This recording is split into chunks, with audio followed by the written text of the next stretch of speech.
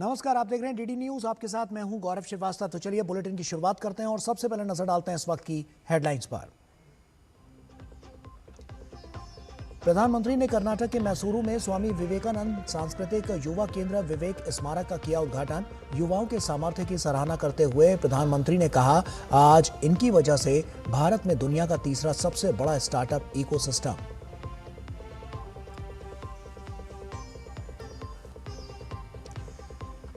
PM Modi ने आंध्र प्रदेश को दी करीब 18,000 करोड़ रुपए की विकास परियोजनाओं की सौगात। अल्लूरी सीताराम राजू अंतर्राष्ट्रीय एयरपोर्ट का किया उद्घाटन। नए एयरपोर्ट को बताया आंध्र के विकास का रनवे। कहा, हमारी सरकार का मंत्र है इन्वेस्टमेंट से रोजगार।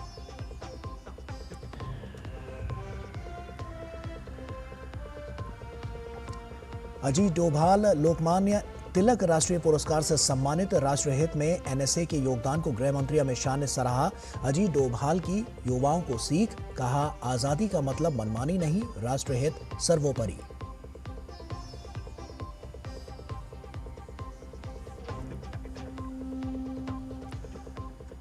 बाढ़ से कई राज्य प्रभावित। बाढ़ प्रभावित राज्यों के लिए अग्रिम केंद्रीय सहायता जारी। गृह मंत्री अमित शाह ने दी एसडीआरएफ के तहत करीब 2118 करोड़ रुपए की मंजूरी।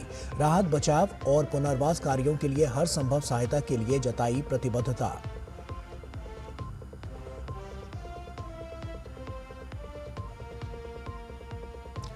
ग्लासगो में भारत की स्वर्णिम उड़ान। 6 भारतीय मुक्केबाजों ने स्वर्णिम पंच लगाकर रचा इतिहास। वहीं पैरा एथलेटिक्स में भी भारत ने लहराया तिरंगा। सोमन ने जीता स्वर्ण, जबकि शुभम ने रजत किया अपने नाम।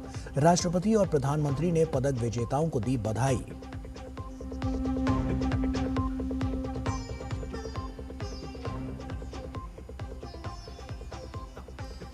और जीएसटी कलेक्शन में जबरदस्त उछाल। जुलाई में कलेक्शन 15.4% बढ़कर 2.11 लाख करोड़ रुपए के पार। भारतीय अर्थव्यवस्था में मजबूती के संकेत।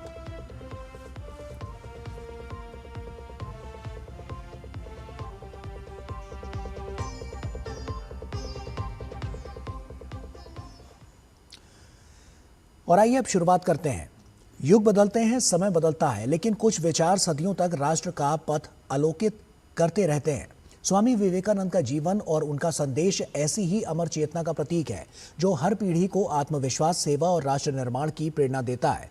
मैसूरू में उसी ऐतिहासिक विरासत को नया आयाम मिला जब प्रधानमंत्री नरेंद्र मोदी ने स्वामी विवेकानंद सांस्कृतिक युवा केंद्र विवेक स्मारक राष्ट्र को समर्पित किया।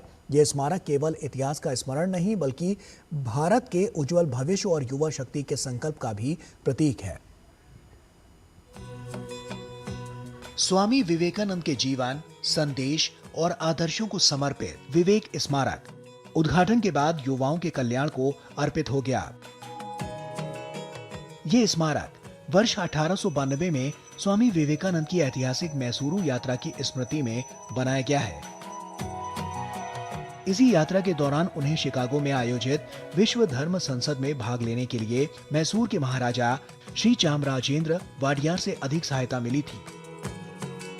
इस अवसर पर प्रधानमंत्री ने कहा कि स्वामी विवेकानंद भारत की आत्मा के सच्चे प्रतीक थे और वे युवाओं की शिक्षा को राष्ट्र निर्माण का मजबूत आधार मानते थे।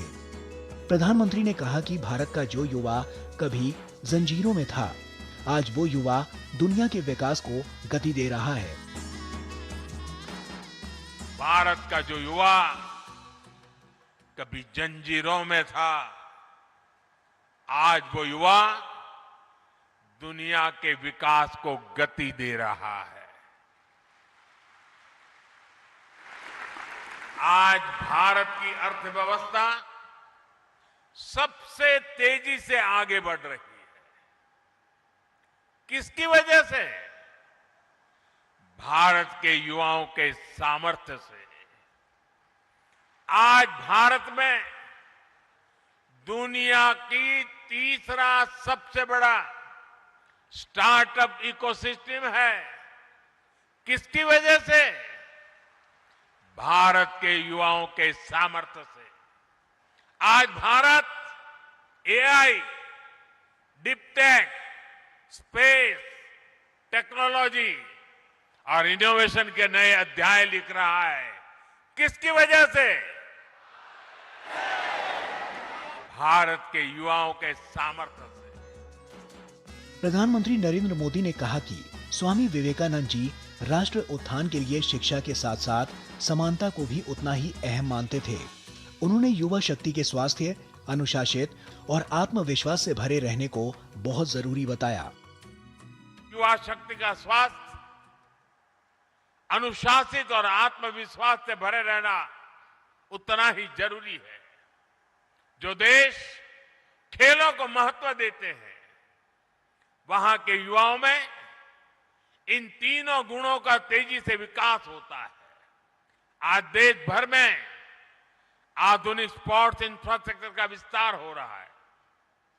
खेलो इंडिया सेंटर के माध्यम से सुविधाएं बढ़ रही है। गांवों से लेकर छोटे शहरों तक नई प्रतिभाओं की पहचान की जा रही है। और साथियों, आज इस अभियान के परिणाम भी साफ साफ दिखाई दे रहे हैं। अंतर्राष्ट्रीय खेल प्रतियोगिताओं में भारत का प्रदर्शन बेहतर होता जा रहा है। हमारे खिलाड़ी नए नए कीर्तिमान बना रहे हैं। हमारी बेटियां देश का गौरव बढ़ा रही हैं। प्रधानमंत्री ने विवेक स्मारक का अवलोकन किया, स्वामी विवेकानंद की प्रतिमा पर पुष्पांजलि अर्पित की और स्मारक परिसर में एक पौधा भी लगाया। प्रधानमंत्री नरेंद्र मोदी ने कहा कि शिक्षा और स्वास्थ्य से जुड़ी सेवाएं हों या प्राकृतिक आपदा में राहत कार्य, श्री रामकृष्ण आश्रम ने स्वामी विवेकानंद जी की विरासत को जीवंत रखा है। इससे पहले प्रधानमंत्री नरेंद्र मोदी का मैसूरू में रोड शो के दौरान भव्य स्वागत भी किया गया।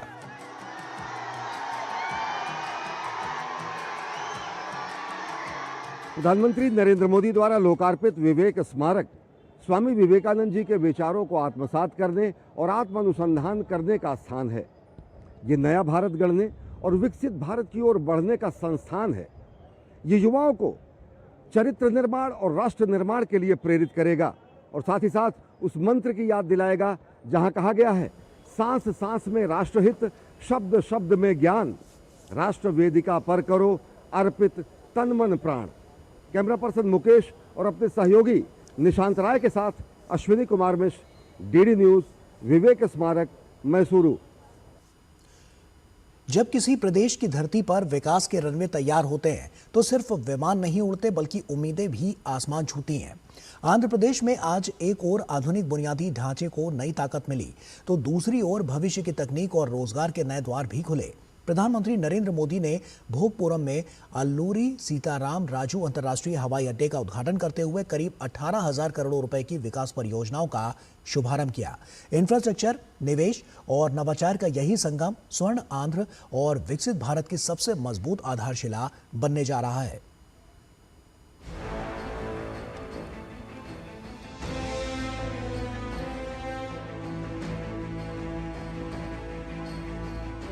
ये एयरपोर्ट आंध्र और उत्तर आंध्र की ग्रोथ का रनवे है। ये आंध्र के युवाओं के बेहतर भविष्य का लॉन्च पैड है। विजयनगरम भोगपुरम में बना ग्रीनफील्ड एयरपोर्ट देश के क्षेत्रीय संपर्क को बढ़ावा देने की ओर एक और कदम है। भोगपुर का एयरपोर्ट 5,640 करोड़ की लागत से बना है। निर्माण और डिजाइन में क्षेत्रीय कला का काफी प्रभाव दिखता है। खास है इसकी हैंडलिंग क्षमता। ये प्रतिवर्ष 60 लाख यात्री संभाल सकता है। प्रधानमंत्री ने कहा कि बीते 12 वर्ष में एविएशन क्षेत्र में आए बदलाव का फायदा आम आदमी को मिला है। 2014 के 74 एयरपोर्ट के मुकाबले आज देश में 166 एयरपोर्ट हैं, जबकि पिछली सरकार ऐसी थी जो सिर्फ हवाई अड्डों के नाम परिवार के व्यक्तियों के नाम पर रखने तक ही सिमटी हुई थी। पहले जब एयरपोर्ट बनते थे तो एयरपोर्ट के नाम एक ही परिवार के नाम पर चढ़ जाते थे। हमने इस परंपरा को बदला। हमने अयोध्या में एयरपोर्ट का नाम वाल्मीकि के नाम से जोड़ा। हमने पंजाब में संत रविदास जी के नाम से एयरपोर्ट का नाम जोड़ा। और साथियों, केंद्र की एनडीए सरकार ने निर्णय किया है कि इस नए एयरपोर्ट का नाम श्री अल्लूरी सीताराम राजू के नाम पर होगा। आंध्र प्रदेश के लिए प्रधानमंत्री ने पवन व सौर ऊर्जा की ट्रांसमिशन प्रणाली का उद्घाटन किया। विशाखापट्टनम में सेमीकंडक्टर परियोजना और राष्ट्रीय राजमार्ग परियोजनाओं की उन्होंने आधारशिला भी रखी। प्रधानमंत्री ने कहा कि 18,000 करोड़ रुपए की ये सभी परियोजनाएं स्वर्ण आंध्र प्रदेश के साथ ही विकसित भारत का संकल्प भी पूरा करेंगी। वर्ल्ड इकोनॉमी में कहीं भी किसी भी ग्रोथ सेंटर का निर्माण सिर्फ एक फैक्ट्री से नहीं हो सकता। उसके लिए एक पूरे इकोसिस्टम की जरूरत होती है। आज आंध्र प्रदेश में हम ग्रोथ का वही इकोसिस्टम तैयार कर रहे हैं। इसके लिए हमारा फोकस अब सेमीकंडक्टर जैसी फ्यूचरिस्टिक टेक इंडस्ट्री पर है। पोर्ट निर्माण और उनका आधुनिकीकरण, हाईवे और एक्सप्रेसवे, रेलवे का बढ़ता नेटवर्क और एयरपोर्ट संपर्क बढ़ाने के साथ देश की औद्योगिक गति, निवेश और रोजगार को भी बढ़ावा दे रहे हैं। मैन्युफैक्चरिंग और नवोन्मेष नए अवसर और विकास की गति को रफ्तार दे रहे हैं। विजयनगरम से तापस भट्टाचार्य के साथ ब्यूरो रिपोर्ट, डीडी न्यूज। और वहीं अल्लूरी सीताराम राजू अंतर्राष्ट्रीय हवाई अड्डे के उद्घाटन के अवसर पर भोगपुरम में 13,000 से ज्यादा लोगों ने ढिमसा लोक नृत्य की मनमोहक प्रस्तुति दी। इतनी बड़ी संख्या में लोगों द्वारा ढिमसा की प्रस्तुति Guinness book of world records में दर्ज हो गया। प्रधानमंत्री ने इस प्रस्तुति की खूब प्रशंसा की। ये नृत्य आंध्र प्रदेश, ओडिशा और छत्तीसगढ़ की जनजातियों के बीच परंपरा का हिस्सा है। मुख्य तौर पर शादी, विवाह, त्योहार के अवसर पर लोग इसमें हिस्सा लेते हैं। देखिए।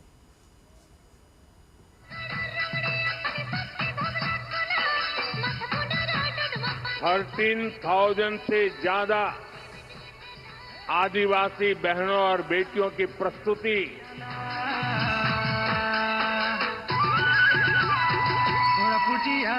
उनका उत्साह, उनका अनुशासन और आदिवासी संस्कृति का गौरव, यह दृश्य वाकई अद्भुत था।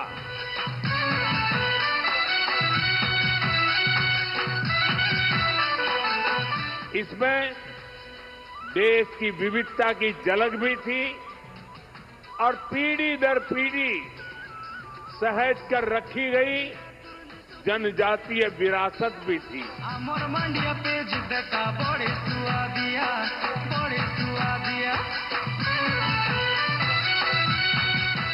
आज एक और विकास के नए रिकॉर्ड बन रहे हैं, तो साथ ही ढिमसा डांस का सांस्कृतिक रिकॉर्ड भी रचा गया है।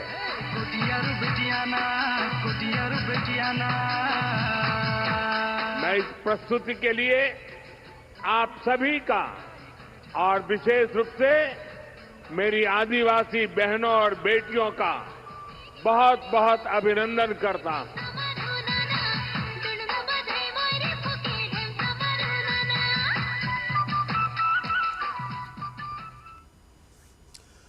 और वहीं राष्ट्र की सुरक्षा केवल सीमाओं पर तैनात सैनिकों के साहस से नहीं है, बल्कि दूरदर्शी रणनीति, सशक्त नेतृत्व और अडिग संकल्प से भी सुनिश्चित होती है। ऐसे ही अद्वितीय योगदान के लिए राष्ट्रीय सुरक्षा सलाहकार अजीत डोभाल को प्रतिष्ठित लोकमान्य तिलक राष्ट्रीय पुरस्कार 2026 से सम्मानित किया गया। ये सम्मान न केवल उनके दशकों के राष्ट्र सेवा के सफर का गौरवपूर्ण अध्याय है, बल्कि राष्ट्रीय सुरक्षा को सुदृढ़ बनाने में उनके असाधारण योगदान की भी स्वीकृति है। इस अवसर पर लोकमान्य बाल गंगाधर तिलक के राष्ट्रवाद और स्वराज के विचारों को भी श्रद्धापूर्वक स्मरण किया गया। देखिए एक खास रिपोर्ट। पुणे में आयोजित गरिमामय समारोह में राष्ट्रीय सुरक्षा सलाहकार अजीत डोभाल को प्रतिष्ठित लोकमान्य तिलक राष्ट्रीय पुरस्कार 2026 से सम्मानित किया गया। केंद्रीय गृह मंत्री अमित शाह ने उन्हें ये पुरस्कार प्रदान किया। राष्ट्रीय सुरक्षा, रणनीतिक सोच और देश की सुरक्षा व्यवस्था को सशक्त बनाने में उनके दीर्घकालिक योगदान के लिए उन्हें ये सम्मान दिया गया। अजीत डोभाल के राष्ट्रहित में दिए गए योगदान का जिक्र करते हुए गृह मंत्री ने कहा कि भारत की विदेश नीति को मजबूत बनाने और राष्ट्रीय सुरक्षा से जुड़े अहम निर्णयों में इनकी भूमिका और सलाह महत्वपूर्ण रही है। इसके साथ ही सशस्त्र बलों के आधुनिकीकरण, रक्षा तैयारियों को मजबूत करने और रणनीतिक क्षमता बढ़ाने में भी अजीत डोभाल के अहम योगदान को भी इस मौके पर याद किया। जब मोदी जी 2014 में प्रधानमंत्री बने, उन्होंने सबसे पहला अपॉइंटमेंट प्रधानमंत्री के नाते किया था अजीत डोभाल जी के एनएसए के रूप में चयन करने का काम। और मोदी जी के कालखंड का जब भी इतिहास लिखा जाएगा, आंतरिक सुरक्षा और बाहरी सुरक्षा की कोई मीमांसा करेगा तो स्पष्ट रूप से अजीत डोभाल जी के लिए उसको एक स्वर्णिम पृष्ठ रिजर्व रखना पड़ेगा, इसमें किसी को संशय नहीं। वहीं राष्ट्रीय सुरक्षा सलाहकार ने इसे अपने जीवन का गौरवपूर्ण क्षण बताते हुए कहा कि लोकमान्य बाल गंगाधर तिलक के नाम पर मिला यह सम्मान उनके लिए अत्यंत प्रेरणादायक है और वो उसे पूरी विनम्रता के साथ स्वीकार करते हैं। इस मौके पर अजीत डोभाल ने युवाओं को आजादी का असली अर्थ समझाते हुए कहा कि आजादी का मतलब मन मर्जी नहीं होती। विशेषकर जो हमारा युवा वर्ग है वो सोचता है शायद भारत हमेशा ऐसा ही था, जिसे हम स्वतंत्रता कहते हैं। शायद उनको लगता है कि स्वतंत्रता केवल वह करने की जो आपकी इच्छा है, स्वतंत्रता ये नहीं थी। जिन लोगों ने स्वतंत्रता के लिए अपने प्राणों को न्यौछावर किया, जिन लोगों ने इसके लिए संघर्ष किया, जिन लोगों ने हमें इसका नेतृत्व दिया, लोकमान्य तिलक उसके सिरमौर थे। गृहमंत्री अमित शाह ने लोकमान्य बाल गंगाधर तिलक के राष्ट्र निर्माण में योगदान को भी याद करते हुए कहा कि तिलक का अमर उद्घोष स्वराज मेरा जन्म सिद्ध अधिकार है और मैं इसे लेकर रहूंगा भारत के स्वतंत्रता संग्राम की प्रेरक शक्ति बना। अमित शाह ने कहा कि तिलक ने सांस्कृतिक राष्ट्रवाद की मजबूत नींव रखी और सार्वजनिक गणेशोत्सव जैसे आयोजनों के माध्यम से जन जागरण और राष्ट्रीय चेतना को नई ऊर्जा दी। उन्होंने कहा कि आज का भारत उसी सांस्कृतिक राष्ट्रवाद के मार्ग पर दृढ़ता से आगे बढ़ रहा है। राष्ट्रीय सुरक्षा के क्षेत्र में उत्कृष्ट योगदान के लिए अजीत डोभाल को मिला लोकमान्य तिलक राष्ट्रीय पुरस्कार 2026 केवल एक सम्मान नहीं, बल्कि राष्ट्र की सुरक्षा और रणनीतिक नेतृत्व में उनकी महत्वपूर्ण भूमिका की स्वीकृति भी है। इस अवसर पर लोकमान्य बाल गंगाधर तिलक के राष्ट्रवाद, स्वराज और जन जागरण के विचारों को भी याद किया गया, जो आज भी देश को नई दिशा और प्रेरणा देते हैं। पुणे से योगेश शीतल के साथ ब्यूरो रिपोर्ट, डीडी न्यूज। और प्रधानमंत्री नरेंद्र मोदी रविवार 2 अगस्त को वीडियो कॉन्फ्रेंस के माध्यम से नशा मुक्त युवा विकसित भारत संकल्प अभियान का शुभारंभ करेंगे। इस अभियान के साथ ही मादक पदार्थों के सेवन के विरुद्ध 100 सप्ताह तक चलने वाले राष्ट्रव्यापी जन भागीदारी अभियान की शुरुआत होगी। इसके तहत देश भर में प्रत्येक रविवार को जागरूकता अभियान, नुक्कड़ नाटक जैसे कार्यक्रम आयोजित किए जाएंगे, ताकि नशा मुक्त समाज के निर्माण के लिए व्यापक जन जागरूकता और सहभागिता सुनिश्चित की जा सके। इस पहल का उद्देश्य शैक्षणिक संस्थानों, युवा संगठनों, नागरिक समाज समूहों, उद्योग निकायों और आध्यात्मिक संगठनों को एक साझा मंच पर लाकर मादक पदार्थों के दुरुपयोग के खिलाफ जन आंदोलन को मजबूत करना है। कार्यक्रम में देश भर के 10,000 से अधिक स्थानों से युवा वर्चुअल माध्यम से जुड़ेंगे। इसमें माय भारत वॉलंटियर्स, एनएसएस के स्वयंसेवक, युवा क्लब, स्कूल, कॉलेज, विश्वविद्यालय और 125 से अधिक सहयोगी आध्यात्मिक संगठन भी भाग लेंगे। केंद्रीय स्वास्थ्य मंत्री जगत प्रकाश नड्डा ने नीट पीजी 2026 परीक्षा की तैयारियों की उच्च स्तरीय समीक्षा की। उन्होंने अधिकारियों को परीक्षा को सुरक्षित, पारदर्शी, निष्पक्ष और सुचारू ढंग से आयोजित करने के निर्देश दिए। मंत्री ने कहा है कि अभ्यर्थियों की सुविधा को ध्यान में रखते हुए कई छात्र केंद्रित सुधार लागू किए गए हैं। साथ ही उन्होंने उम्मीदवारों से किसी भी तरह की अफवाह या भ्रामक जानकारी पर विश्वास न करने और केवल आधिकारिक स्रोतों से जारी जो सूचनाएं हैं उनका ही पालन करने की अपील की है।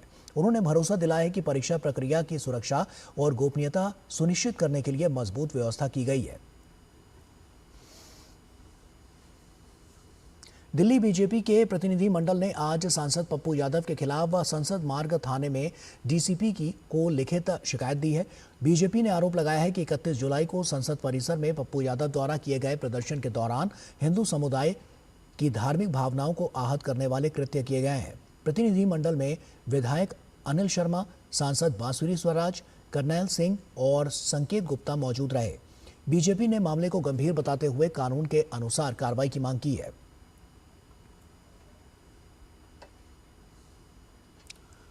और वहीं अयोध्या के राम मंदिर से जुड़े कथित चढ़ावे में हेरफेर के मामले की तरफ ध्यान खींचने के लिए दिल्ली में संसद परिसर में नाटक करने पर सांसद पप्पू यादव, लोकसभा में नेता प्रतिपक्ष राहुल गांधी और अयोध्या से समाजवादी पार्टी सांसद अवधेश प्रसाद के खिलाफ वाराणसी में सनातन धर्म का अपमान करने के आरोप में शनिवार को मुकदमा दर्ज किया गया। संतों की तहरीर पर दर्ज इस मामले में तीनों नेताओं पर सनातन धर्म का अपमान करने का आरोप लगाया गया है। पुलिस उपायुक्त गौरव बंसवाल ने बताया है कि संतों की तहरीर पर मुकदमा दर्ज कर आगे की कार्रवाई की जा रही है।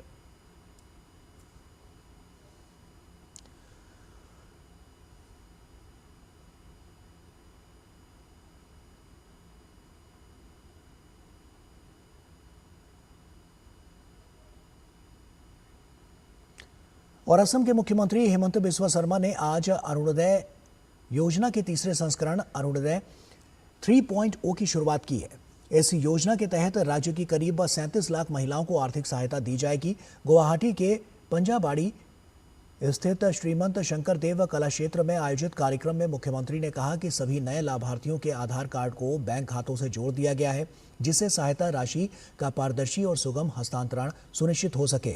मुख्यमंत्री ने बताया कि इस महीने लाभार्थियों को 1100 रुपए की जगह 1250 रुपए मिलेंगे। सीएम ने कहा है कि ये पहल महिला कल्याण के साथ साथ हाल की बाढ़ से प्रभावित लोगों की मदद के प्रति सरकार की प्रतिबद्धता को दर्शाती है।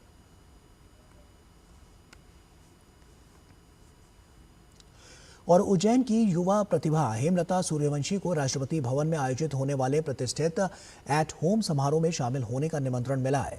राष्ट्रपति द्रौपदी मुर्मू की ओर से भेजा गया आधिकारिक निमंत्रण डाक विभाग ने अधिकारियों ने हेमलता के निवास पर पहुंचकर ससम्मान उन्हें सौंपा है। युवा आपदा मित्र प्रशिक्षण में उत्कृष्ट प्रदर्शन के आधार पर हेमलता का चयन इस समारोह के लिए किया गया है।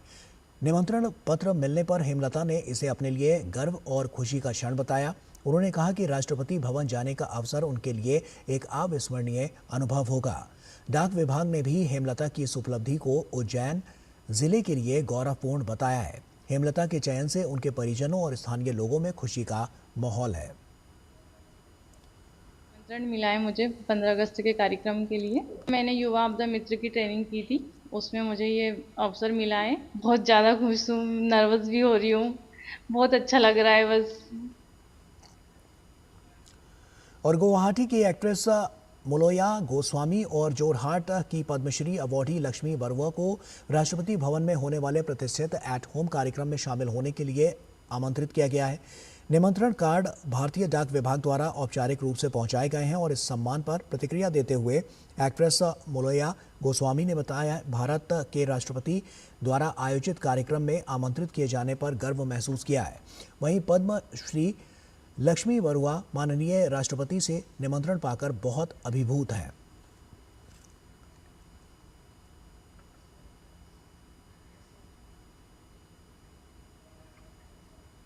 बहुत खुशी मिला कि राष्ट्रपति भवन से शामिल होने के लिए एक निमंत्रण पत्र दिया है और उसके साथ निमंत्रण पत्र के साथ जो बैग मुझे दिया है, ये बैग में असम के लिए जो दिया है ये है गगना, और ये गगना देख के मुझे बहुत आनंद मिलता है। उत्तराखंड की एनसीसी कैडेट गर्विता भाकुनी को राष्ट्रपति भवन में आयोजित होने वाले प्रतिष्ठित एट होम समारोह में शामिल होने का निमंत्रण मिला है। निमंत्रण मिलने पर गर्विता ने अपनी खुशी जाहिर की है और राष्ट्रपति और सरकार का धन्यवाद किया है। मुझे यह अपॉर्चुनिटी मिली है तो मुझे बहुत गर्व फील हो रहा है और मैं उत्तराखंड से पहली कैडेट हूँ और एनसीसी से भी मैं पहली कैडेट हूँ जो अब एनसीसी से एज ए रिप्रेजेंट करूँगी वहाँ राष्ट्रपति भवन में। सनफॉक्स टेक्नोलॉजीज के सीईओ और संस्थापक रजत जैन को राष्ट्रपति भवन में आयोजित होने वाले प्रतिष्ठित एट होम समारोह में शामिल होने का निमंत्रण मिला है। निमंत्रण मिलने पर रजत ने अपनी खुशी साझा की है और राष्ट्रपति का धन्यवाद किया है। सबके लिए एक बहुत ही गर्व की बात है कि महामहिम राष्ट्रपति और माननीय प्रधानमंत्री जी द्वारा हम लोगों को इस स्वतंत्रता दिवस पर राष्ट्रपति भवन में आमंत्रण मिला और हमें अपने काम को दिखाने का मौका मिला। और ये हमारे लिए बहुत ही एक प्रोत्साहन की बात है कि हम लोगों को इस तरह का एक मौका दिया जा रहा है। और वहीं श्रीनगर के आमिर हुसैन लोन को राष्ट्रपति भवन में आयोजित होने वाले प्रतिष्ठित एट होम समारोह में शामिल होने का निमंत्रण मिला है। राष्ट्रपति द्रौपदी मुर्मू की ओर से मिले इस आमंत्रण को आमिर हुसैन लोन ने अपने लिए गर्व और सम्मान का क्षण बताया। आमिर हुसैन लोन जम्मू कश्मीर के पैरा क्रिकेट टीम के प्रेरणादायक कप्तान हैं, जो बिना हाथों के कंधे और गर्दन के सहारे बल्लेबाजी और पैरों से गेंदबाजी करते हैं। आज मुझे बहुत खुशी महसूस हुई जब हमारे पोस्ट ऑफिसरों से आज मुझे जब मैंने इनविटेशन देखा तो ये प्रेसिडेंट ऑफ इंडिया से मुझे मिला, तो मुझे बहुत खुशी हुई। 15 अगस्त को मैं आ रहा हूँ दिल्ली, और ये मेरे लिए बहुत एजाज़ की बात है। और स्पेशल थैंक्स उनके लिए जिन्होंने मुझे इस क्रिकेट के जर्नी में सपोर्ट किया। ये बल्कि मेरे लिए नहीं, बल्कि जो जितने भी जम्मू कश्मीर के हमारे यूथ है उनके लिए भी एक स्पेशल मोमेंट, और हमारे लिए भी स्पेशल मोमेंट है। जो हमारी कम्युनिटी है उनके लिए बहुत खुशी की एजाज़ की बात है। कुलगाम के वसीम अहमद लोन को राष्ट्रपति भवन में आयोजित होने वाले प्रतिष्ठित एट होम समारोह में शामिल होने का निमंत्रण मिला है।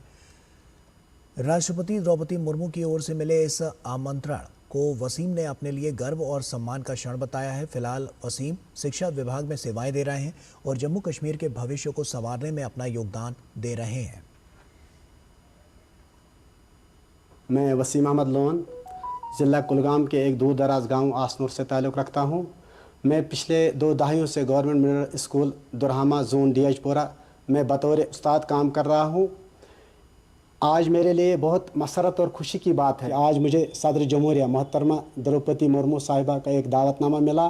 द्रौपदी मुर्मू साहिबा का शुक्रिया अदा करता हूँ कि उन्होंने मुझे दावतनामा भेजा और तालीमी मैदान में मेरी खदमात एतराफ़ किया।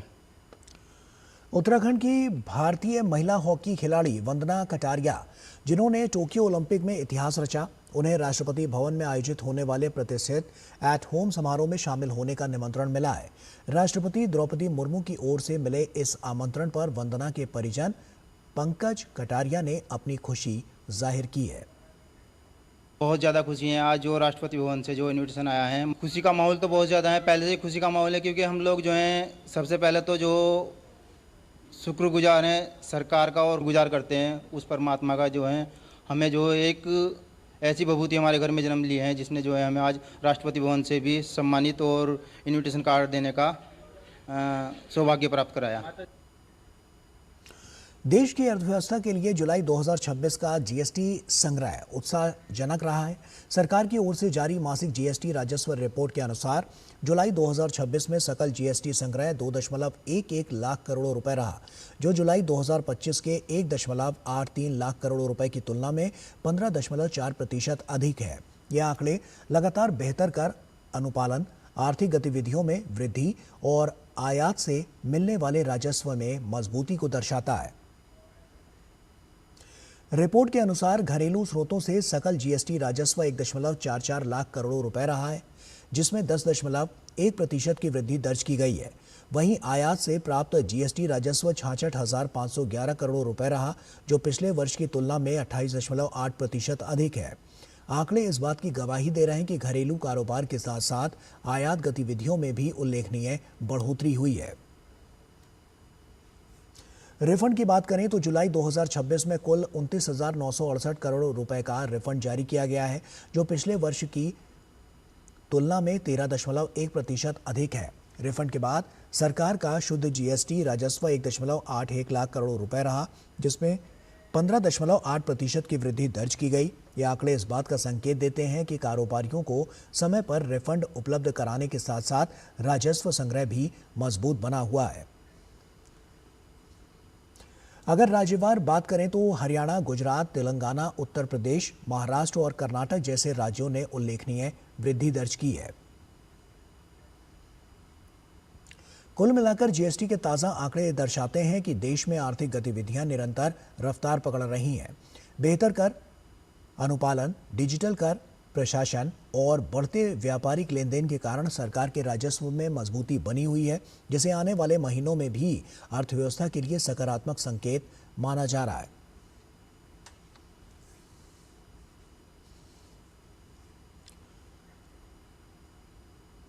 और वहीं देश में डिजिटल भुगतान का दायरा लगातार बढ़ता जा रहा है। National payments corporation of India के ताज़ा आंकड़ों के अनुसार जुलाई 2026 में यूपीआई के जरिए किए गए लेन देन की संख्या सालाना आधार पर 22% बढ़कर 23.66 अरब हो गई है। वहीं इन लेन देन का कुल मूल्य 19% बढ़कर 29.88 लाख करोड़ रुपए तक पहुंच गया है। एनपीसीआई के मुताबिक जुलाई के दौरान प्रतिदिन औसतन 76.3 करोड़ यूपीआई लेन देन दर्ज किए गए, जबकि दैनिक औसत लेन देन मूल्य 96,383 करोड़ रुपए रहा। इससे पहले जून 2026 में यूपीआई के माध्यम से 22.72 अरब लेन देन हुए थे, जिनका कुल मूल्य 28.92 लाख करोड़ रुपए था। और वहीं पिछले 5 वर्षों में यूपीआई के उपयोग में लगातार तेज वृद्धि दर्ज की गई है। वित्त वर्ष 2021 से 22 में यूपीआई के माध्यम से 84.16 लाख करोड़ रुपए का लेन देन हुआ था। इसके बाद 2022 से 23 में यह बढ़कर 139.15 लाख करोड़ रुपए, 2023 से 24 में 199.95 लाख करोड़ रुपए और 2024 से 25 में 260.56 लाख करोड़ रुपए तक पहुंच गया। वित्त राज्य मंत्री पंकज चौधरी ने हाल ही में लोकसभा में बताया था कि NPCI international payments limited Bharat की डिजिटल भुगतान प्रणाली को वैश्विक स्तर पर विस्तार देने के लिए विभिन्न देशों के साथ साझेदारी कर रही है। इसके माध्यम से भारतीय पर्यटक और प्रवासी भारतीय विदेशों में भी आसानी से यूपीआई के जरिए भुगतान कर पा रहे हैं। वर्तमान में यूपीआई संयुक्त अरब अमीरात, सिंगापुर, फ्रांस, मॉरिशस और श्रीलंका समेत 8 से अधिक देशों में उपलब्ध है, जिससे वैश्विक डिजिटल भुगतान क्षेत्र में भारत की भूमिका लगातार मजबूत हो रही है।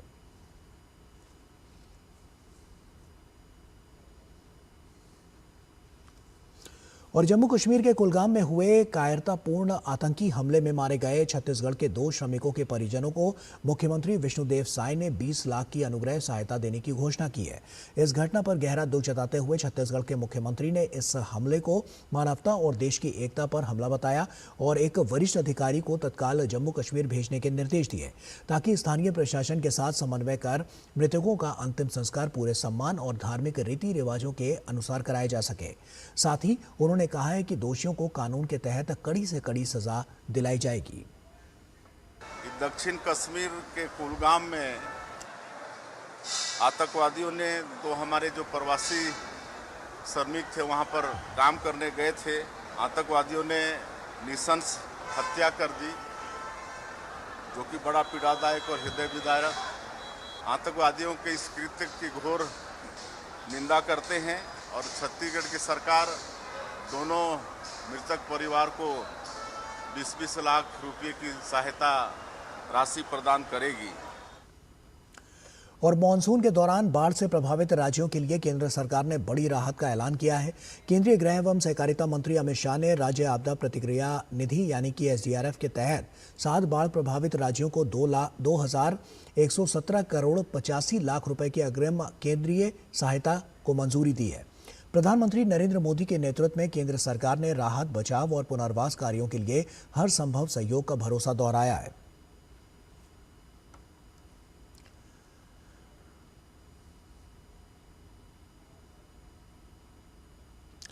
केंद्र सरकार ने कहा है कि मानसून के दौरान राज्यों के साथ लगातार समन्वय बनाकर स्थिति पर नजर रखी जा रही है। जरूरत के मुताबिक राष्ट्रीय आपदा प्रतिक्रिया बल यानी कि एनडीआरएफ की टीमों की पहले से तैनाती की गई है। साथ ही रक्षा मंत्रालय की ओर से भी आवश्यक लॉजिस्टिक सहायता उपलब्ध कराई जा रही है।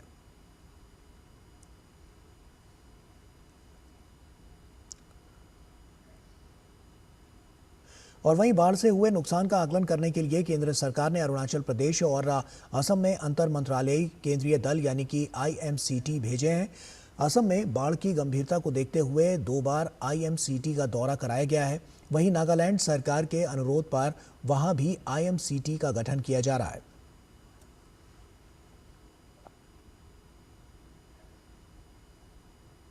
केंद्र सरकार ने प्रभावित राज्यों को समय पर संसाधन उपलब्ध कराने के लिए अग्रिम किश्त जारी करने का फैसला किया है।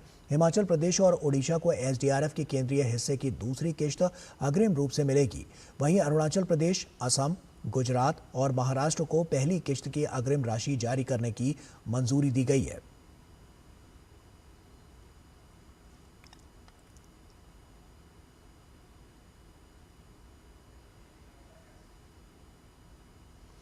और स्वीकृत सहायता के तहत अरुणाचल प्रदेश को 44 करोड़ 55 लाख रुपए, असम को 379 करोड़ 35 लाख रुपए, जबकि गुजरात, महाराष्ट्र और ओडिशा को 500 करोड़ रुपए जारी किए जाएंगे।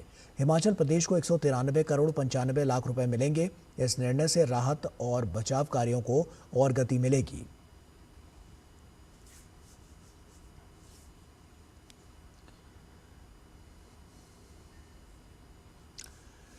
और वहीं सावन की फुहारें जहां धरती को जीवन देती हैं, वहीं जब बारिश हदें पार कर जाए तो वही जो पानी है वो मुश्किलों का सैलाब बन जाता है। देश के कई हिस्सों में मॉनसून का यही बदला हुआ मिजाज देखने को मिल रहा है। कहीं नदियां उफान पर हैं, कहीं बाढ़ और भूस्खलन ने जनजीवन की रफ्तार थाम दी है, तो कहीं राहत और बचाव दल लगातार मोर्चा संभाले हुए हैं। देश भर में मॉनसून के ताज़ा हालात पर पेश है ये खास रिपोर्ट।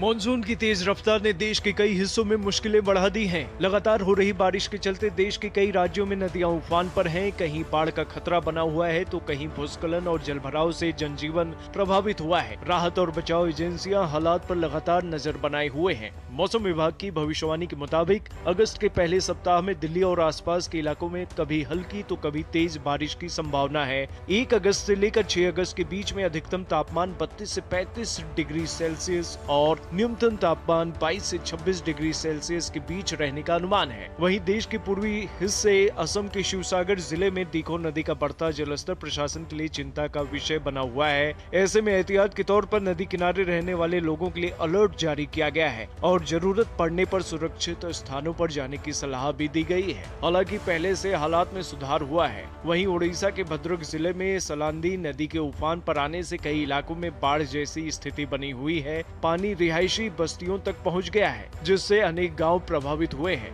ऐसे में बाढ़ की स्थिति का जायजा लेने के लिए मुख्यमंत्री मोहन चरण मांझी ने आज प्रदेश के 5 सबसे ज्यादा प्रभावित जिलों का हवाई सर्वे किया। इस दौरान उन्होंने राहत और बचाव कार्यों की समीक्षा की। राज्य सरकार ने अब तक करीब 2.69 लाख लोगों को सुरक्षित स्थानों पर पहुंचाया है। राहत कार्यों में ODRF, NDRF और फायर सर्विस की टीमें लगातार जुटी हैं। अभी स्थिति सुधार रही है। 1-2 दिन के भीतर नॉर्मल स्थिति पर आने वाले हैं। जिस तरह से बाढ़ का परिस्थिति पर नज़र सारी अधिकारियों को अभी तक भी बुलाया गया कि आपने पूरा नज़र रखें। देश के दक्षिणी राज्य केरलम में लगातार हो रही भारी बारिश ने सामान्य जनजीवन को प्रभावित किया है, जिससे प्रदेश में बाढ़ की स्थिति बनी हुई है। कई जिलों में सड़कों के साथ ही घरों में भी पानी भर चुका है। शनिवार को राज्य के इडुक्की और कोट्टयम जिलों में अलग अलग जगहों पर भूस्खलन के कारण 4 लोगों की मौत हो गई, जबकि कई अन्य लोगों के मलबे में दबे होने की आशंका है। वहीं कोझिकोड तट के पास समुद्र में फंसे 17 मछुआरों को तटीय पुलिस और स्थानीय लोगों के संयुक्त अभियान के तहत सुरक्षित बाहर निकाल लिया गया है। साथ ही मौसम विभाग ने केरलम के लिए बारिश का अलर्ट अपग्रेड कर दिया है। IMD की नई भविष्यवाणी के मुताबिक राज्य के 8 जिलों में अगले 24 घंटे में भारी बारिश की संभावना है। इन जिलों में मौसम विभाग ने रेड अलर्ट भी जारी किया है। उधर जम्मू कश्मीर के डोडा जिले में मूसलाधार बारिश के कारण भलेसा क्षेत्र के कई हिस्सों में जलभराव की स्थिति बनी हुई है। जलभराव की वजह से लोगों की आवाजाही प्रभावित हुई है और प्रशासन हालात को सामान्य बनाने में जुटा हुआ है। वहीं देश के पश्चिमी हिस्से गुजरात के सुरेंद्र नगर में लगातार बारिश के बाद कई निचले इलाकों में जलभराव की समस्या खड़ी हो गई है। सड़कों और रिहायशी क्षेत्रों में पानी भरने से दैनिक जीवन प्रभावित हुआ है। वहीं मौसम विभाग ने कई इलाकों में बारिश जारी रहने की संभावना जताई है। ऐसे में प्रशासन ने लोगों से सतर्क रहने और अनावश्यक रूप से जलभराव वाले क्षेत्रों में न जाने की अपील की है। Bureau report, DD news. और केरल की बात करें तो केरल में पंपा नदी उफान पर है। भारी बारिश, बाढ़ और भूस्खलन की आशंका को देखते हुए त्रावणकोर देवस्थानम बोर्ड यानी कि TDB ने सबरीमाला मंदिर यात्रा को लेकर सुरक्षा चेतावनी जारी की है। बोर्ड ने बताया है कि 2 और 3 अगस्त को निरपोथारी दर्शन के लिए सबरीमाला जाने की योजना बना रहे भक्तों को फिलहाल अपनी यात्रा पर पुनर्विचार करने की सलाह दी गई है। पंपा नदी क्षेत्र में लगातार हो रही बारिश के चलते बाढ़ जैसे हालात बन गए हैं, जिससे रास्ते खतरनाक हो सकते हैं और भूस्खलन की भी आशंका जताई गई है।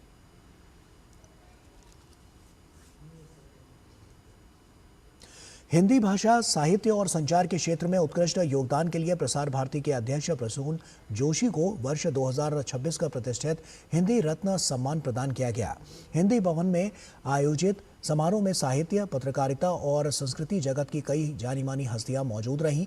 इस अवसर पर प्रख्यात कवि, लेखक, हास्य व्यंग्यकार अशोक चक्रधर, इंडिया टीवी के प्रधान संपादक वरिष्ठ पत्रकार रजत शर्मा और भारत सरकार के पूर्व कैबिनेट सचिव और झारखंड राज्य के पहले राज्यपाल प्रभात कुमार सहित अनेक गणमान्य कार्यक्रम में उपस्थित रहे। इस अवसर पर प्रसून जोशी ने कहा कि संचार केवल कला नहीं बल्कि समाज के प्रति जिम्मेदार भी है, और उन्होंने ये भी कहा कि ये जिम्मेदारी बहुत अहम है। और उन्होंने कहा कि हिंदी बनाई हुई भाषा नहीं बल्कि जन्मी हुई है।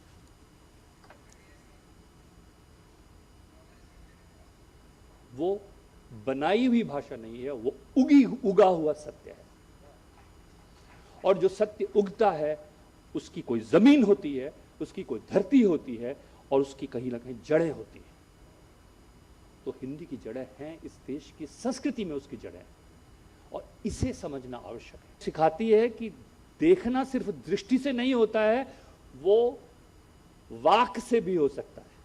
वो हिंदी जिसकी जड़ें आध्यात्म में है, जिसकी जड़ें कहीं अवचेतन में है।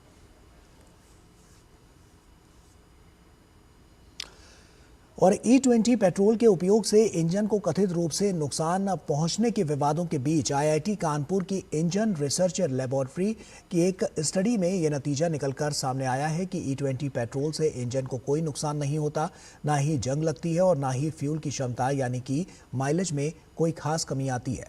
प्रोफेसर अविनाश कुमार अग्रवाल और प्रोजेक्ट साइंटिस्ट ध्रुव राज कराना की अगुवाई में हुई ये रिसर्च 20% इथेनॉल ब्लेंडेड फ्यूल से गाड़ियों को नुकसान होने के बारे में सोशल मीडिया पर चल रहे दावों को सीधे तौर पर गलत साबित करती है।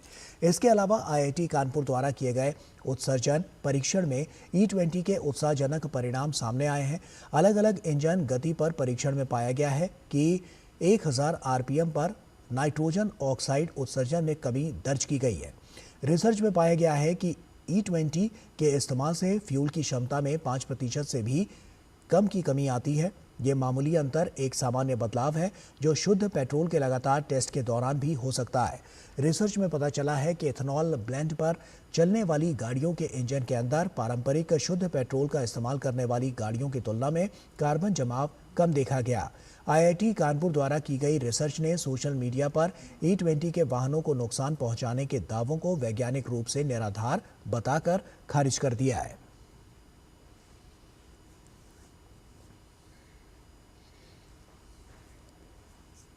स्पेन और मोरक्को की सीमा पर स्थित स्पेन के स्वायत्त क्षेत्र सेउटा में प्रवासियों की भारी भीड़ के दौरान हुई त्रासदी में मरने वालों की संख्या बढ़कर 67 हो गई है। स्पेन सरकार ने शनिवार को बताया है कि मृतकों में कुछ लोग समुद्र में डूब गए, जबकि कई अन्य लोग समुद्र के ब्रेक वाटर बैरियर को पार करने की कोशिश के दौरान मची भगदड़ में जान गंवा बैठे। घटना के बाद स्पेन सरकार ने सेउटा की समुद्री सीमा पर ब्रेक वाटर के साथ नई अवरोधक बाड़ लगाने की घोषणा की है ताकि भविष्य में इस तरह की घटनाओं को रोका जा सके। इससे पहले गुरुवार और शुक्रवार को लगभग 60,000 प्रवासियों ने मोरक्को से सेउटा में प्रवेश करने का प्रयास किया था। शनिवार सुबह तैरकर सेउटा के ताराजल तट पर पहुंचे कुछ थके हुए प्रवासियों को स्पेनिश सैनिकों ने वापस मोरक्को की सीमा तक पहुंचा दिया। स्पेन के गृह मंत्रालय के अनुसार सीमा पार कर सेउटा पहुंचे अधिकांश प्रवासी पहले ही मोरक्को लौट चुके हैं। हालांकि स्थिति अब पहले की तुलना में शांत है, लेकिन 84,000 की आबादी वाले सेउटा में जनजीवन अभी भी पूरी तरह से सामान्य नहीं हो पाया है।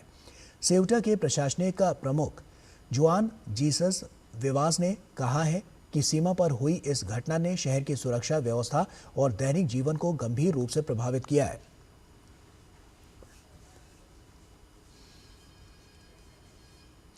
और अब बात राष्ट्रमंडल खेलों की।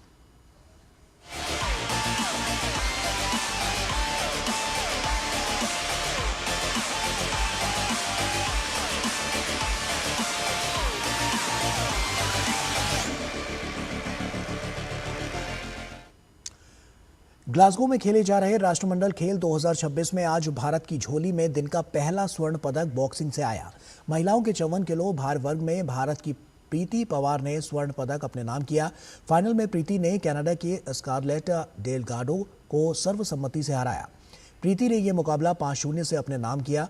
प्रीति ने स्वर्ण पदक के मुकाबले में शुरुआत से ही दबदबा बनाए रखा। उन्होंने पहला राउंड सर्वसम्मति से अपना नाम किया, जिसमें सभी पांचों जज ने भारतीय मुक्केबाज के पक्ष में 10-8 का फैसला दिया।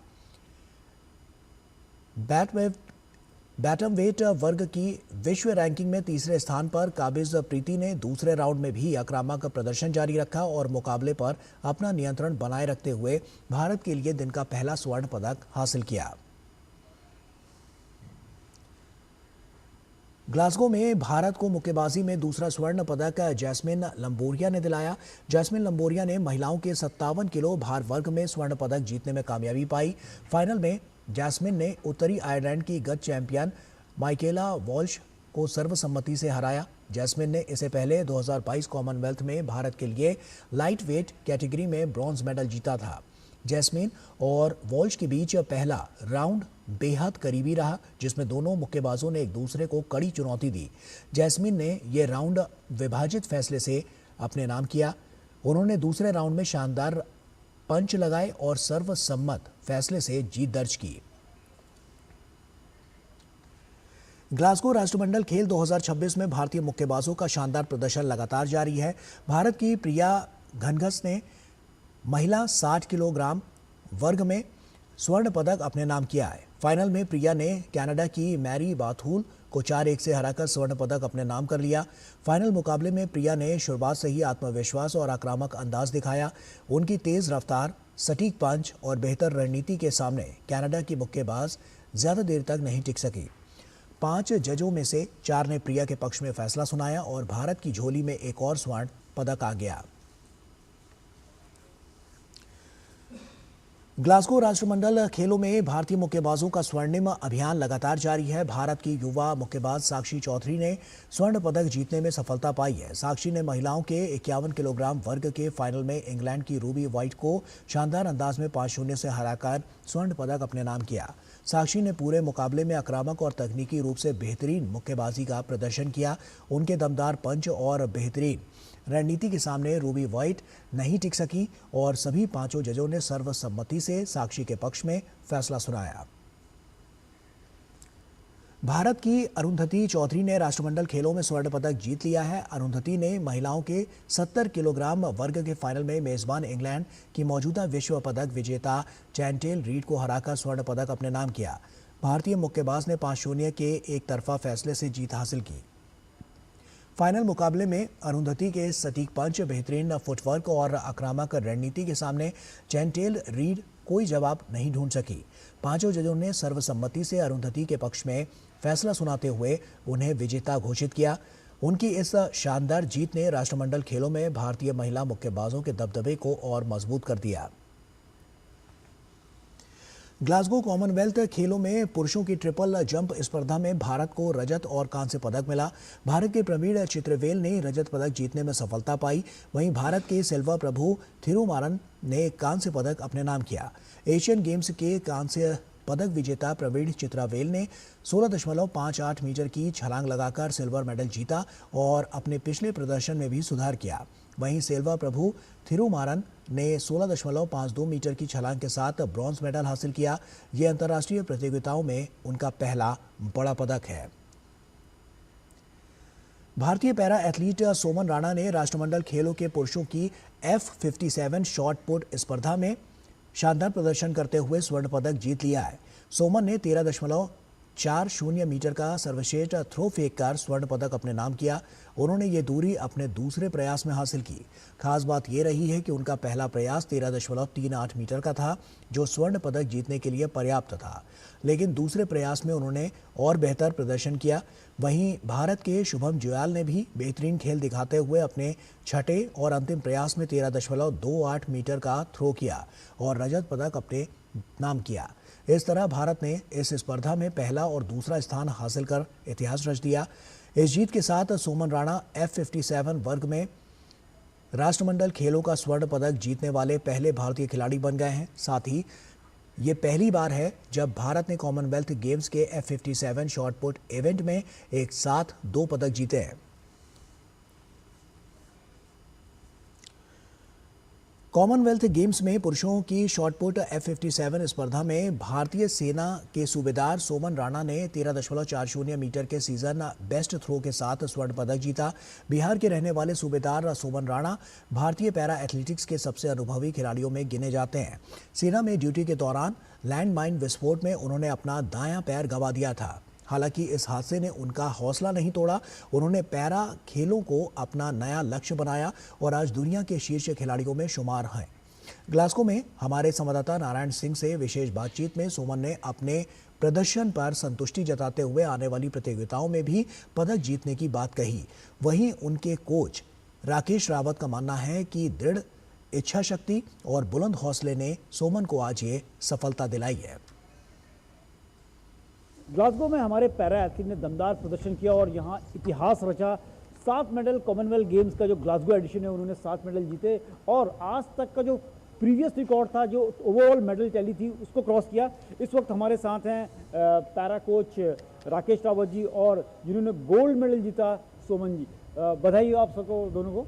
सर, बड़ी अचीवमेंट है, किस तरह से देखते हैं कि रिकॉर्ड नंबर ऑफ मेडल हमारे पैरा एथलीट ने जीते, सोमन ने गोल्ड जीता, तो कितनी बड़ी अचीवमेंट मानते हैं सर इसको आप? इस लेवल पे मेरे 2 एथलीटों ने गोल्ड और सिल्वर मेडल हासिल किया है, तो मैं बहुत अच्छा मानता हूँ इसको। और मैं PCI, साई सभी के सपोर्ट से, आर्मी हमारा जो आर्मी पैरालंपिक नोड है उसके सपोर्ट से यहाँ तक बंदे पहुँचे हैं हमारे, और आने वाले समय में अभी एशियन गेम और पैरालंपिक है उसमें भी अच्छा करेंगे मंच पे। और पहले भी आपने कमाल किया है, देश के हमेशा देश का जो तिरंगा है उसका सम्मान आपने रखा है, तो पूरी जर्नी को कैसे देखते हैं आप? इतना बड़ा मंच पर देश के लिए प्रतिनिधित्व करने का मौका मिल रहा है, इसमें मैं बहुत खुश हूँ गोल्ड मेडल लेके। और मैं सभी को धन्यवाद कहना चाहता हूँ, आर्मी और साई, PCI और OGQ, जितना भी मेरे को यहाँ तक पहुँचाने के लिए सपोर्ट किया है, सभी को धन्यवाद। सुमन ने हर मंच पे मेडल जीता है, देव का नाम रोशन किया, आप लंबे समय से उनको कोच भी कर रहे हैं। क्या विशेषता है सुमन की जो इनको इतना महान खिलाड़ी बनाती है? एक तो ये आर्मी मैन है, इनमें डेडिकेशन बहुत ज़्यादा है, इसलिए एक तो थोड़ा सा मोटिवेटेड हैं, वो पहले से ही मोटिवेटेड हैं, क्योंकि उन्होंने आर्मी के दौरान अपना पैर भी गंवाया है। उस वजह से इनके एक तो इंटरेस्टेड बहुत ज़्यादा है स्पोर्ट्स में, और अंदर से जो दिली इच्छा है इनकी स्पोर्ट्स करने की, वो पहले से ही काफ़ी अच्छी है। अब इसके बाद एशिया पैरालंपिक एशियन गेम्स हैं और फिर पैरालंपिक गेम्स हैं, तो क्या उसके लिए तैयारी है? अक्टूबर में एशियन गेम्स है और उसके लिए तैयारी करेंगे, क्योंकि मैं 2023 में भी एशियन गेम सिल्वर मेडलिस्ट हूँ जो चाइना होंगजो में हुआ था, और ये अक्टूबर के लिए अभी तैयारी करेंगे। उसके बाद में फिर ये ओलंपिक 2028 में है, उनके लिए भी तैयारी करेंगे और मेडल, देश के लिए मेडल लेते रहेंगे। हमारे खिलाड़ी पूरे कॉन्फिडेंट हैं, हर मंच पे उनके लिए कोई फ़र्क नहीं पड़ता कि वो कौन से मंच पे खेल रहे हैं, कौन से उनके कॉम्पिटिटर्स हैं, क्योंकि उनका हौसला इतना बुलंद है, चौतरफा उनको सपोर्ट मिल रहा है। और यही आशा रहेगी कि आने वाले जो समय है वहाँ भी वो देश का नाम रोशन करेंगे और उपलब्धियाँ हासिल करेंगे। कैमरा पर्सन स्टालिन प्रभु के साथ Narayan Singh, DD news, Glasgow. और राष्ट्रमंडल खेलों में भारत के मुक्केबाज जादूमणि सिंह ने रजत पदक अपने नाम किया। जादूमणि सिंह को पुरुषों के 55 किलो भार वर्ग के फाइनल में हार का सामना करना पड़ा। जादूमणि सिंह को ऑस्ट्रेलिया के जॉय डिक्सन ने शिकस्त दी।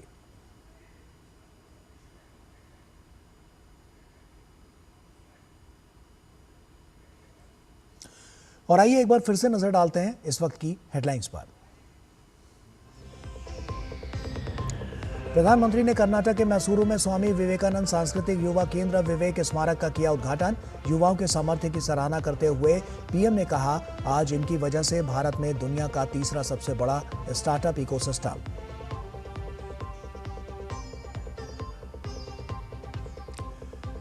पीएम मोदी ने आंध्र प्रदेश को दी करीब 18,000 करोड़ रुपए की विकास परियोजनाओं की सौगात। अल्लूरी सीताराम राजू अंतर्राष्ट्रीय एयरपोर्ट का किया उद्घाटन। नए एयरपोर्ट को बताया आंध्र के विकास का रनवे। कहा, हमारी सरकार का मंत्र है इन्वेस्टमेंट से रोजगार।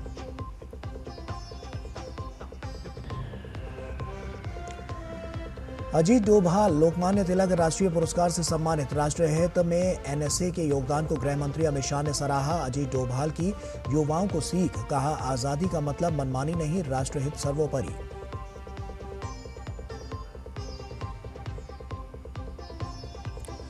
बाढ़ से कई राज्य प्रभावित। बाढ़ प्रभावित राज्यों के लिए अग्रिम केंद्रीय सहायता जारी। गृह मंत्री अमित शाह ने दी एसडीआरएफ के तहत करीब 2118 करोड़ रुपए की मंजूरी। राहत, बचाव और पुनर्वास कार्यों के लिए हर संभव सहायता के लिए जताई प्रतिबद्धता।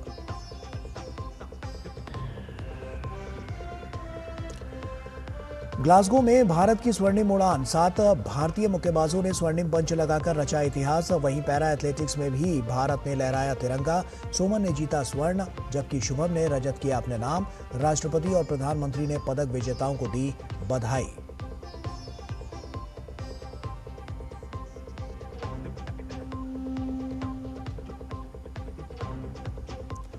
और जीएसटी कलेक्शन में जबरदस्त उछाल। जुलाई में कलेक्शन 15.4% बढ़कर 2.11 लाख करोड़ रुपए के पार। भारतीय अर्थव्यवस्था में मजबूती के संकेत।